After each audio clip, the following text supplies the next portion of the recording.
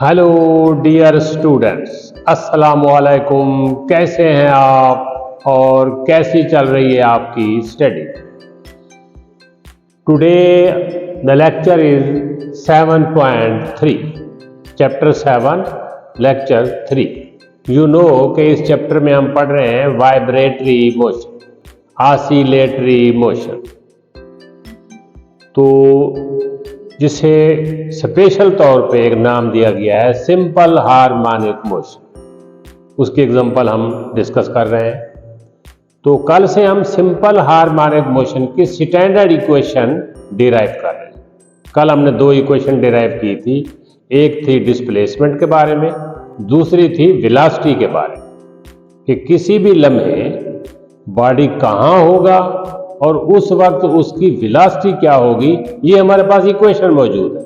अब हमें बॉडी को देखने की जरूरत नहीं है, हमें इंफॉर्मेशन चाहिए कि एट द स्टार्ट वो किस पॉइंट पे था, तो इतने टाइम के बाद वो कहाँ होगा, उसका displacement from the mean point क्या होगा और उस वक्त उसकी वेलोसिटी क्या होगी। आज बाकी दो इक्वेशन है एक्सेलरेशन, इंस्टेंटेनियस एक्सेलरेशन। ये कोई फिग ए में से हमने ये वो डायग्राम ली है from fig A. The acceleration of circulating point is, हमारा केस क्या है जो हम स्टडी कर रहे हैं कि एक पॉइंट P है जो सर्कुलेट कर रहा है, उसका शेडो N है जो वाइब्रेट कर रहा है। ये देखें, P is circulating and N is vibrating between D and E। P की जो वेलोसिटी है उसी के साथ N की वेलोसिटी अटैच है। P का जो एक्सेलरेशन है उसी के साथ N का एक्सेलरेशन अटैच है। क्यों? N is shadow of P, N is projection of P। As the P moves N also moves. आप गौर करें, ये एक ट्राइंगल देखें, ये इसको हमने यहां भी ले लिया, ये देखो, ये पॉइंट P जो है ये सर्कुलेटिंग पॉइंट है। सर्कुलेटिंग पॉइंट का सेंट्रीपिटल एक्सेलरेशन भी होता है, आपको अगर याद है, recall A is equal to V square over R, centripetal acceleration. V की जगह अगर R ओमेगा पुट करें, V is equal to R omega, तो यहां क्या आ जाएगा, A is equal to R omega square. R is the radius of circle, यहां radius of circle x naught है, तो A is equal to x naught omega square. ये देखें, the acceleration of circulating point is x naught omega square, acceleration of P x naught omega square. ये है P का acceleration. Centripetal acceleration centre की तरफ होता है, ये देखें एरो लगा के हमने सेंटर की तरफ, ये P का एक्सेलरेशन है। ये इसके साथ एंगल थीटा बन रहा है, क्योंकि ये एंगल थीटा है तो ये एंगल भी थीटा है, बराबर है। अब इस ट्रायंगल में ये कंपोनेंट कॉस कंपोनेंट है और ये कंपोनेंट वर्टिकल कंपोनेंट, ये साइन कंपोनेंट है। तो N की डायरेक्शन वर्टिकल है मोशन D और E के दरमियान, तो N के साथ जो एक्सेलरेशन अटैच है वो AP साइन थीटा है। The acceleration of oscillating point N, acceleration of N is the component of AP which is along the diameter. ये एक लाइन छोटी सी पढ़ें तो आपको बात समझ आ जाए कि N का जो एक्सेलरेशन है वो P के एक्सेलरेशन का वो कंपोनेंट है जो वर्टिकल है, DE के अलांग, वो है x not AP sine theta. AP क्या है? x नॉट ओमेगा स्क्वायर, ये तो x naught omega square sine theta. गौर करें, ये A क्या है? Acceleration of N, acceleration of N vibrate कर रहा है, वाइब्रेटिंग पॉइंट है। P सर्कुलेटिंग पॉइंट है। एन का acceleration A P sine theta, A P acceleration of P x naught omega square sine theta. Sine theta किसके बराबर है? X over x naught. ये साइन थीटा, इसमें देखें ये सामने वाला कंपोनेंट अमूद है और ये वेक्टर है x over x naught sine theta. ये डेफिनेशन है साइन थीटा की, अमूद बटा vector, perpendicular divided by hypotenuse. तो ये आ जाएगा एक्स ओवर एक्स नॉट। क्या कैंसिल हो जाएगा? एक्स नॉट कैंसिल हो जाएगा, तो ओमेगा स्क्वायर एक्स। एक्सेलरेशन क्या है? Omega square x. अब फिर एक बात कर रहा हूं कि एक्सेलरेशन ए, ये एन का जो एक्सेलरेशन है ये तो हमेशा मीन पॉइंट की तरफ रहता है। सिंपल हार्मोनिक मोशन की डेफिनेशन में पढ़ा था कि ऐसी मोशन जिसमें एक्सेलरेशन हमेशा मीन पॉइंट की तरफ रहता है और एक्स की डायरेक्शन मीन पॉइंट से अपोजिट है। ये एक्स की डायरेक्शन ये ए मीन पॉइंट की तरफ है और एक्स मीन पॉइंट से अपोजिट है, इसीलिए यहां नेगेटिव आ गया। X as direction of A and x is opposite, so A is equal to minus omega square x. Minus क्या बता रहा है आपको कि ए की डायरेक्शन और एक्स की डायरेक्शन एक दूसरे के opposite. A is always toward the mean point, x is always away from the mean point. ये एक हमारे पास एक्सेलरेशन की इक्वेशन आ गई, A is equal to minus omega square x.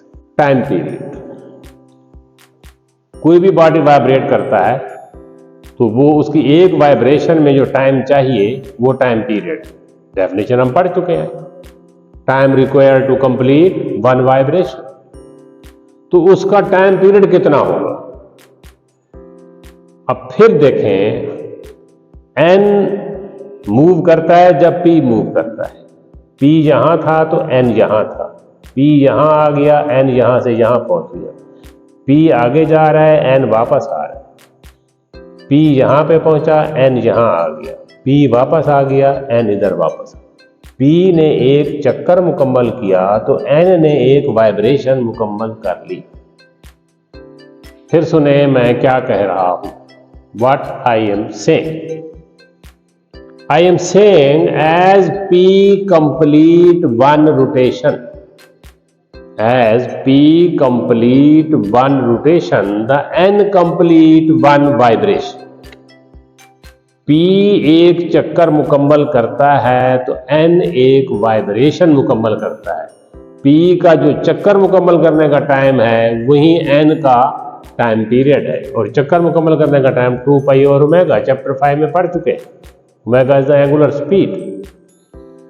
एक सर्कुलेटिंग बॉडी को चक्कर मुकम्मल करने में जो टाइम लगता है वो 2 पाई और ओमेगा है, यही इस वक्त टाइम पीरियड। तो ये हमारे पास टाइम पीरियड की इक्वेशन आ जाएगी। Equation A, B, C and D are called standard equation of simple harmonic motion.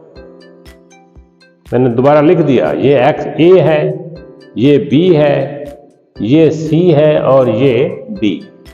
इन चारों इक्वेशन में एक चीज कॉमन है। ए में देखें डिस्प्लेसमेंट मालूम करते हैं, बी में वेलोसिटी मालूम करते हैं, सी में एक्सेलरेशन मालूम करते हैं और डी में उसका टाइम पीरियड। इन चारों में एक लफ्ज है जो चारों इक्वेशन में मौजूद है, वो है ओमेगा। और कोई ऐसा लफ्ज नहीं है जो सब में मौजूद है। टी देखें सब में मौजूद नहीं है, एक्स सब में मौजूद नहीं है, एक्स नॉट सब में मौजूद नहीं है, सिर्फ ओमेगा सब में मौजूद है। तो ये स्टैंडर्ड इक्वेशन में ये तो केस है सर्कुलेटिंग पॉइंट का शेडो। इस वक्त जो बॉडी वाइब्रेट कर रहा है वो कौन है? वो सर्कुलेटिंग पॉइंट का अक्स है। उसके लिए ये इक्वेशन है, ओमेगा बता रहा है एंगुलर स्पीड, इसमें कोई सर्कुलर मोशन मौजूद है इस वाइब्रेटरी मोशन में के साथ अटैच है।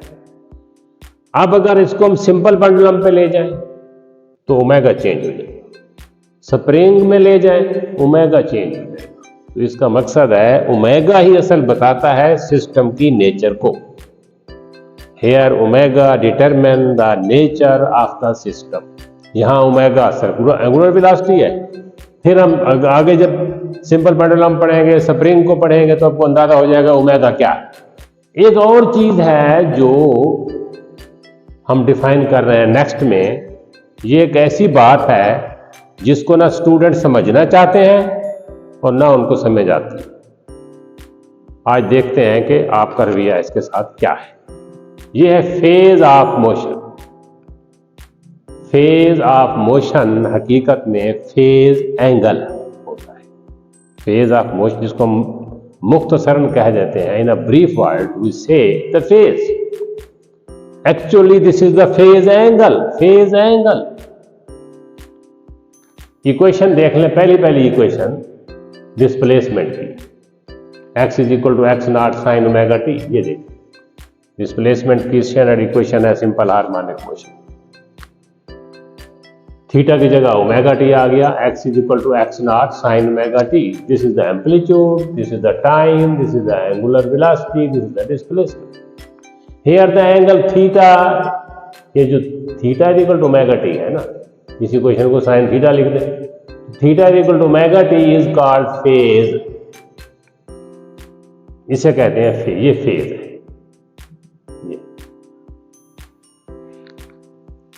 ये क्या बताता है? Phase describes the state of motion.